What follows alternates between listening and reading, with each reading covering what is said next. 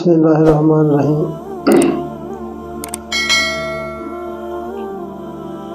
طارق بن زیاد کی پہلی جنگ ہم آپ کو تفصیلاً پہلے بتا چکے ہیں کہ طارق بن زیاد نے اندلس کو فتح کیا تھا۔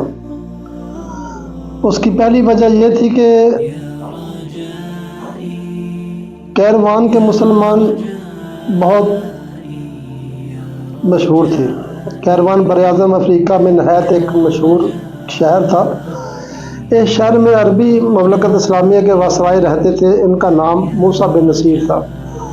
نہایت ہوشیار، آزمودہ کار، بہادر اور مدبر شخص تھے۔ خلیفہ نے انہیں امیر افریقہ کا معزز خطاب عطا فرمایا تھا۔ انہوں نے مغرب پر حملہ کر کے کافی شہر اور نموری کی حاصل کر لی تھی۔ عیسائی دنیا اس سے خوب واقف ہو گئی تھی۔ ان کا طرز حکومت نہایت اچھا تھا، عدل و انصاف سے حکمرانی کرتے۔ ان سے صرف مسلمان ہی خوش نہ تھے بلکہ غیر مسلم بھی ان سے خوش تھے اور بہت خوش تھے۔ جس وقت ولید بن عبد المالک خلیفہ تھے، ان کا دارالسلطنت دمشق میں تھا۔ کیروان کو مسلمانوں نے آباد کیا تھا۔ اس کی آبادی کے متعلق عیسائی مورخ ایک عجیب روایت بیان کرتے ہیں۔ کہتے ہیں کہ 20 ہجری میں معاویہ بن فدی افریقہ کے عربی جانب فتوحات کرتے کرتے ایک خوشنما اور بہشت زاد گھاٹی میں جا پہنچے۔ وہ جگہ انہیں کچھ ایسی مرغوب ہوئی کہ وہاں ایک شہر آباد کرنے کا ارادہ کر لیا، مگر مشکل یہ پیش آئی کہ تمام گھاٹی میں چیتے، تیندوے، شیر ڈکارتے پھرتے اور سانپ برزدے نیز دیگر اشرات رضوی بہتات سے تھے۔ انسان کی دشمنوشی کی وجہ سے وہاں بنی نوع انسان کا آباد ہونا، وہاں کوئی شہر بسانا غیر ممکن تھا۔ لیکن معاویہ بن فدی نے وہاں شہر آباد کرنے کا ارادہ کر لیا تھا اور اس ارادے کی تکمیل سے وہ گھاٹی کے قریب ہی ٹھہر گئے۔ ایک روز صبح کی نماز پڑھتے ہی گھنے درختوں کی کتاروں اور شاخوں کو چیرتے ہوئے گھاٹی میں جا پہنچے اور بلند آواز سے بولے، اے جانوروں، اس سایہ دار مقام میں مسلمان آباد ہونا چاہتے ہیں، وہ مسلمان جو رسول خدا حضرت محمد صلی اللہ علیہ وسلم کے عطائے نظار اور خدا کے فرمان بردار بندے ہیں۔ تم ان سے مقام سے نکل جاؤ، اب تمہارا گھر نہیں ہے یہ کہہ کر وہ لوٹ آئے۔ اور پھر لوگوں نے دیکھا کہ وہاں سے سب جانور نکل گئے۔ یہ ایک وہ مسلمان تھے جن کا کہنا جانور تک مانتے تھے، اور آج ہم مسلمان ہیں کہ ہمارا کہنا ہمارا نفس نہیں مانتا۔ حقیقت یہی ہے کہ سچے مسلمان قرون اعلیٰ ہی کے لوگ تھے۔ وہ ہر وقت خدا سے ڈرتے تھے، اس کی عبادت حضور قلب سے کرتے تھے، امر و نواہی کا خاص خیال رکھتے تھے۔ خدا ان سے خوش تھا، ان کی دعا میں اثر تھا۔ جو دعا مانگتے تھے قبول ہوتی تھی، جو آرزو کرتے تھے خدا پوری کر دیتا تھا۔ ہم مسلمان کہلاتے ہیں محض اس وجہ سے کہ مسلمانوں کی اولاد ہے، ورنہ ہمارا رنگ ڈھنگ مسلمان سے بالکل علیحدہ ہے۔ نماز ہم نہیں پڑھتے، روزے ہم نہیں رکھتے، حرام حلال کی ہم پہچان نہیں کرتے۔ پھر ہم کس بات کے مسلمان ہیں؟ کیوں خدا ہم سے خوش ہو؟ اس وقت جو جنگ کا تعین تھا نا، وہاں کا ایک عیسائی پادری تھا اور ایک گورنر تھا۔ وہاں کا جو بادشاہ تھا نا راڈک، اس کو بس اردو زبان میں رزرک کا نام دیا گیا ہے۔ رزرک تھا، وہ بہت ظالم تھا، لوگوں کی عزتوں سے کھیلتا تھا اور ظلم کرتا تھا، اور یہودیوں پر بہت ظلم کرتا تھا، کیونکہ اس ملک میں یہودی اور عیسائی دو قومیں آباد تھی۔ تو یہ جو گورنر تھا یہ یہودی تھا، اور ایک عیسائی راہب تھا، وہ اس کے ساتھ ملا ہوا تھا۔ وہ سمجھتا تھا کہ یہ ظلم کر رہے ہیں۔ تو اس وقت وہ موسیٰ بن نصیر کے پاس آئے تھے فریاد لے کر۔ تو موسیٰ بن نصیر نے کہا تھا کہ میں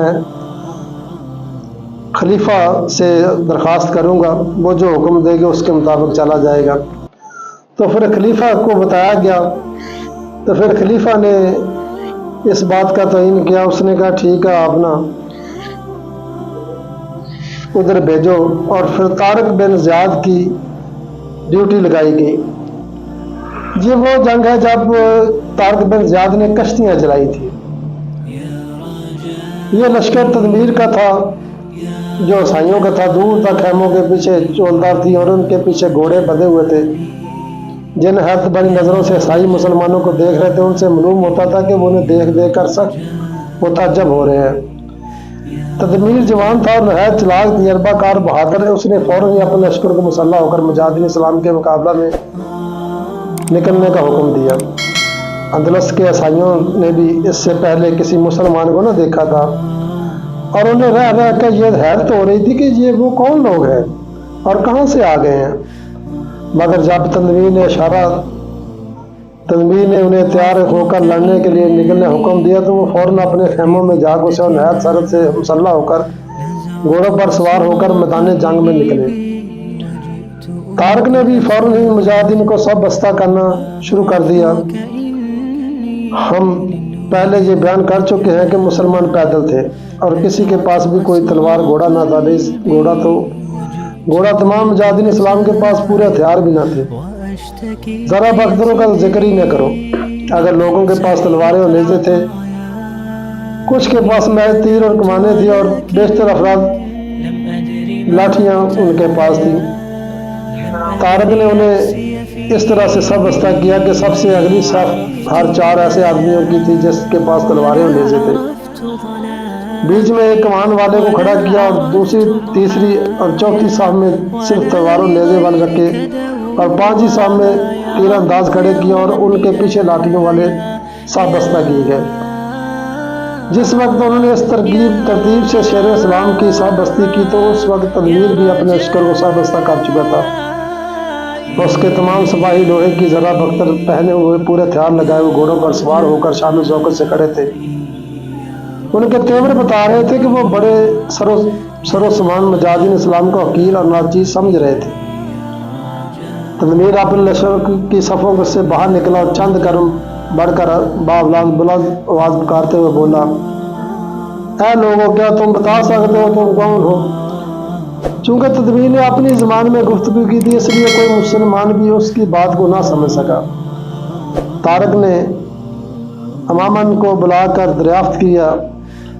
آپ کو یہ بتاتے جائے، امامن یہ ایک یہودی تھا۔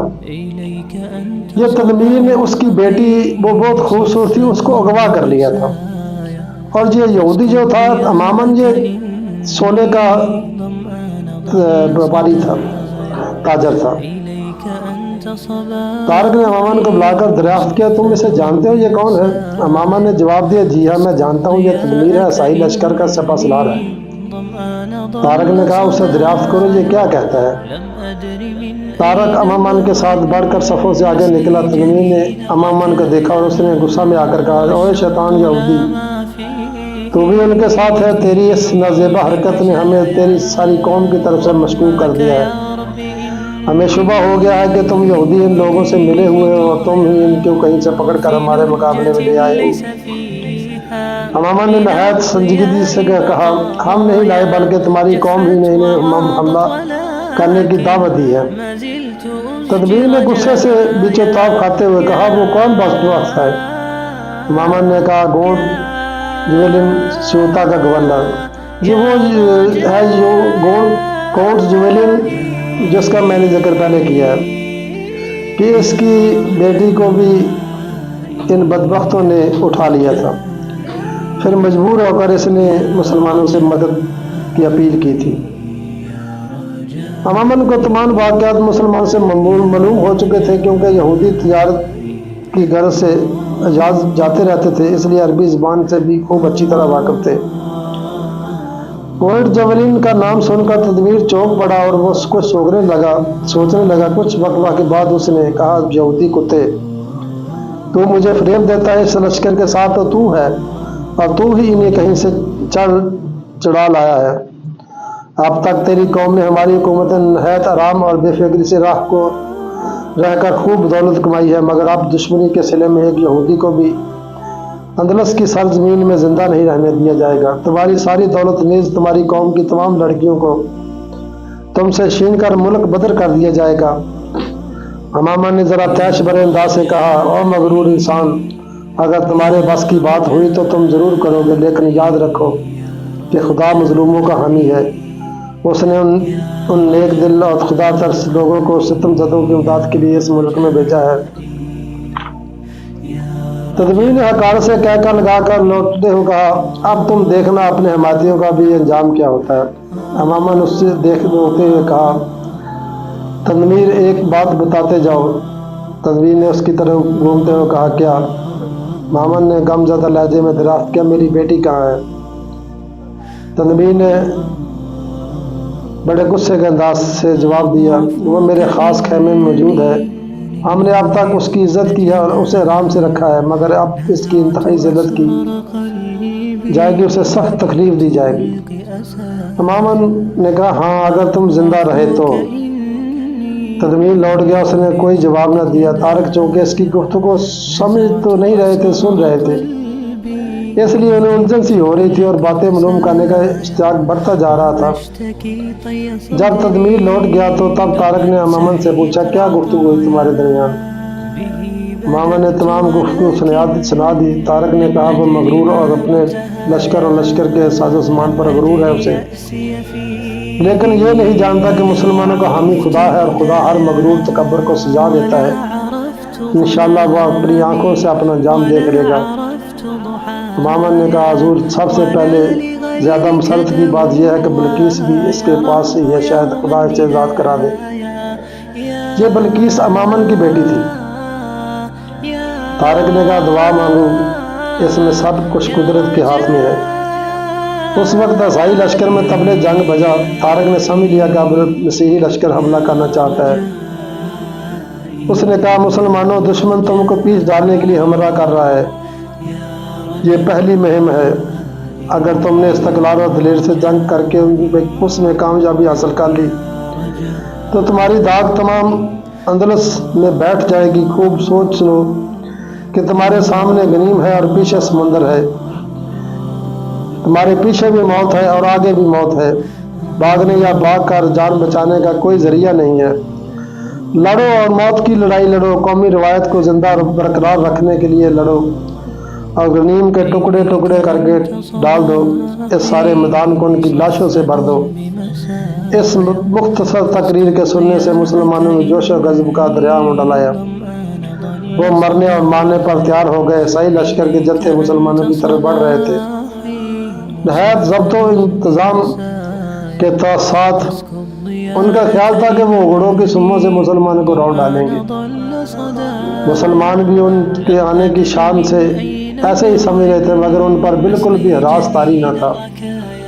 وہ نہایت استقلال اور اطمینان سے کھڑے انہیں بڑھتے ہوئے دیکھ رہے تھے۔ جب وہ زیادہ قریب آ گئے تب طارق نے رک رک کر 3 نعرے لگائے۔ تیسرے نعرے کے بعد مسلمانوں نے مل کر اللہ اکبر کا بہت زور مارا لگایا۔ اس نعرہ کی پرہیبت آواز تمام میدان میں گونج اٹھی۔ عیسائی حیران اور خوش خوف زدہ ہو گئے، مگر وہ رکے نہیں بلکہ برابر بڑھتے رہے، یہاں تک کہ مسلمانوں کے قریب پہنچ کر حملہ ور ہوئے۔ انہوں نے نہایت شدت سے حملہ کیا، اپنے پورے زور و قوت کے ساتھ۔ مسلمانوں نے سد اسکندری کی طرح ایک ہی جگہ قائم رہ کر ان کا مقابلہ کیا۔ عیسائیوں نے تلواروں سے حملہ کیا، ان کی آبدار تلواریں سورج کی طرح چمکتی شعاعیں میں جگمگا رہی تھی۔ مسلمانوں نے نیزوں سے ان کا استقبال کیا، ان کے نیزوں کی میاں بھی چمک رہی تھی۔ عیسائی مسلمانوں پر تلواروں سے حملہ کر رہے تھے اور مسلمان نیزوں سے۔ فریقین جوش و تیش میں بھرے ہوئے تھے، نہایت غضبناک ہو کر حملے کر رہے تھے۔ عیسائیوں نے شور و گل کرنا شروع کر دیا، ان کی آوازوں سے تمام میدان گونجنے لگا۔ مسلمان نہایت سکونت سے مصروف جنگ تھے، وہ جوش و غضب سے بڑھ بڑھ کر نہایت زور اور قوت سے حملے کر رہے تھے۔ ان کے نیزے قہر آلود سرت سے اپنے کام میں مشغول تھے۔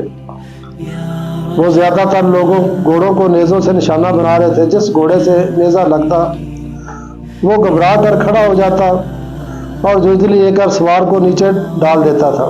جو سوار اپنے ایک دفعہ نیچے گر جاتا اسے پھر اٹھنا نصیب نہ ہوتا۔ اول تو گھوڑوں کے سمے ہی اسے کچل ڈالتے، اگر کوئی سخت جان اٹھ کر کھڑا بھی ہونے لگتا تو مسلمانوں کو نیزے اسے چھید چھید کر دیتے تھے۔ مسلمانوں نے عیسائیوں کی پہلی صف کا قریب قریب خاتمہ ہی کر ڈالا۔ اب دوسری صف پر حملہ کر کے اسے بھی الٹنے کی کوشش کرنے لگے۔ عیسائی انہیں روک ڈالنا یا قتل کر دینا چاہتے تھے۔ وہ غضبناک ہو کر حملے کر رہے تھے مگر ان کے بنائے کچھ کام نہ بنتا تھا۔ وہ خود قتل ہو رہے تھے اور شیرین اسلام ان کو قتل کر رہے تھے۔ رفتہ رفتہ فریقین کی صفیں درم برم ہو گئیں۔ مسلمان عیسائیوں میں اور عیسائی مسلمانوں میں گھس گئے۔ نیز جو جہاں پہنچ گیا وہیں لانے لگا۔ اس وقت نہایت خون ریز جنگ شروع ہو گئی۔ اب مسلمانوں نے بھی تلواریں کھینچ لی اور نہایت جوش و خروش سے حملے شروع کر دیے تھے۔ خون آلودہ تلواریں دور دور تک اٹھ اٹھ کر جھک رہی تھی، خون کے فوارے ابل رہے تھے، ہاتھ پیر سر اور دل کٹ کٹ کر گر رہے تھے، مجروح چلا رہے تھے، گھوڑے انہلا رہے تھے، عیسائی گول شور و غوغا مچا رہے تھے۔ ان کی آوازوں نے اس قدر شور و پیدا کر رکھا تھا کہ کان پڑی آواز تک نہ سنائی دیتی تھی۔ چونکہ عیسائی شرن اسلام کا خاتمہ کرنا چاہتے تھے اس لیے وہ تمام خیموں سے باہر نکل آئے تھے اور سب کے سب مسلمانوں پر ٹوٹ پڑے تھے، گویا خیمے بالکل خالی رہ گئے تھے۔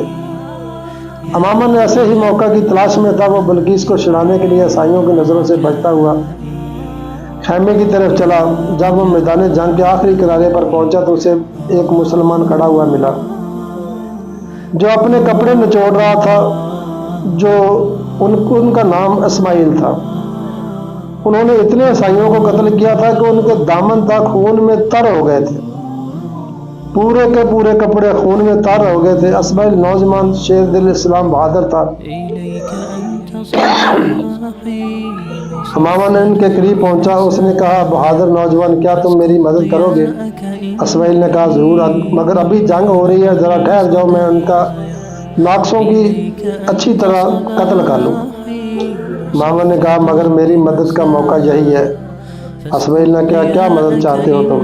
امامہ نے کہا، میری لڑکی تنویر کے خیمے میں ہے جسے وہ زبردستی مجھ سے چھین کر لے گیا ہے، میں اسے آزاد کرانا چاہتا ہوں۔ اسماعیل نے کہا، ابھی ذرا صبر و تحمل سے کام لو، جنگ ختم کر لینے دو۔ امامہ نے آج سے کہا، یہی موقع ہے، خدا کے لیے میری مدد کرو۔ تمہارے اولاد نہیں ہے کیا؟ اس لیے کہ تم باپ کی محبت کا حال نہیں جانتے۔ اسماعیل کو اس پر بڑا ترس آ گیا۔ اس نے کہا، اچھا چلو۔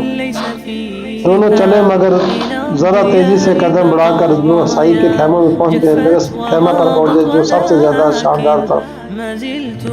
دونوں خیمہ کے اندر گھس گئے۔ انہوں نے دیکھا کہ بلقیس ریشم کے مضبوط ڈوروں سے بندھی ہوئی ایک کچھ پر پڑی ہے۔ مامن اسے دیکھتے ہی دوڑا اور اس نے کہا، آہ میری بیٹی۔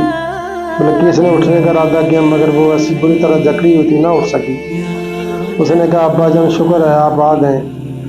مامن جاتے ہی اس کے اوپر جھک گیا اور محبت قدری سے بے خود ہو کر اس کی پیشانی چومنے لگا۔ بلقیس حقیقت میں بہت حسین تھی، بے حد حسین۔ اس کے چہرہ سے حسن کے انوار نکل رہے تھے۔ آنکھیں بڑی بڑی غضب کی رسیلی تھیں، چہرہ گول عارض گلاب کی پتیوں کی طرح سرخ اور سفید تھا۔ وہ حسن و جمال کی بے نظیر تصویر تھی۔ اسماعیل اسے دیکھ کر حیران اور ششندر رہ گئے۔ بلقیس نے کہا، ابا مجھے کھول دو، بدنشے سے بڑی تکلیف ہو رہی ہے۔ مامن کے پاس کوئی ہتھیار نہ تھا جس سے وہ اس کے بند کاٹ ڈالتا۔ اس نے اسماعیل کی جانب دیکھا۔ اسماعیل عشق حور بلقیس کے نظارہ میں محو تھا۔ امامہ نے اس سے کہا، رحم دلی نوجوان، اس کی بندش دور کر دو۔ اسماعیل چونکہ وہ بڑے تلوار سے ڈوری کاٹ شروع کر دی۔ بلقیس نے اب تک اسماعیل کو نہیں دیکھا تھا۔ یوں ہی اس کی نظر اس پر پڑی تو وہ کچھ حیرت انگیز محبت بھری نظروں سے دیکھنے لگی۔ جب اس کی بندش دور ہو گئی تو وہ اٹھی اور اس کے نے شکرانہ ہو کر ہوشربا نظروں سے اسماعیل کی طرف دیکھتے اس کا شکریہ ادا کیا۔ اسماعیل کے دل پر اس کی اس ادائے دل ربائی کا اور بھی زیادہ اثر ہوا۔ وہ اس کے شکریہ کا جواب تک بھی نہ دے سکے۔ ماما نے کہا، اب یہاں ٹھہرنا خطرے سے خالی نہیں ہے، لہٰذا آئیے اور جلدی سے نکل چلے۔ بلقیس نے کہا، ہاں چلیے ابا جان۔ اب یہ تینوں چلے اور خیمے سے باہر نکلے۔ باہر نکلتے ہی انہیں تدمیر اور 50-60 عیسائی باہر کھڑے ملے۔ تدمیر نے ان کو دیکھتے ہوئے، اچھا تم اس پیکر جمال کو لے جانا چاہتے ہو؟ وہ تینوں اتنے عیسائیوں کو دیکھ کر ٹھٹھ کامنے لگے، ایک دوسرے کو دیکھنے لگے۔ باقی انشاءاللہ اگلی قسط میں بیان کریں گے۔ فتح۔ اس وقت کے جو عیسائی تھے نا، ان کا حال اس وقت جو اب پاکستان میں ہو رہا نا، ایسا تھا۔ ظالم تھے، نا عزت کا خیال تھا، کسی چیز کا کوئی احترام نہیں تھا۔ تو جب جو قوم نے، جس قوم نے بھی اس طرح کے حالات بنائے، اللہ تعالیٰ نے اس قوم کو تباہ و برباد کیا ہے، چاہے وہ کوئی بھی قوم ہو۔ تو دعا ہے کہ اللہ تعالیٰ ہمیں نیک اور پرہیزگار بننے کی توفیق عطا فرمائے، اور پاکستان کے مسلمانوں کو بھی نیک اور پرہیزگار بننے کی توفیق عطا فرمائے۔ آمین ثم آمین۔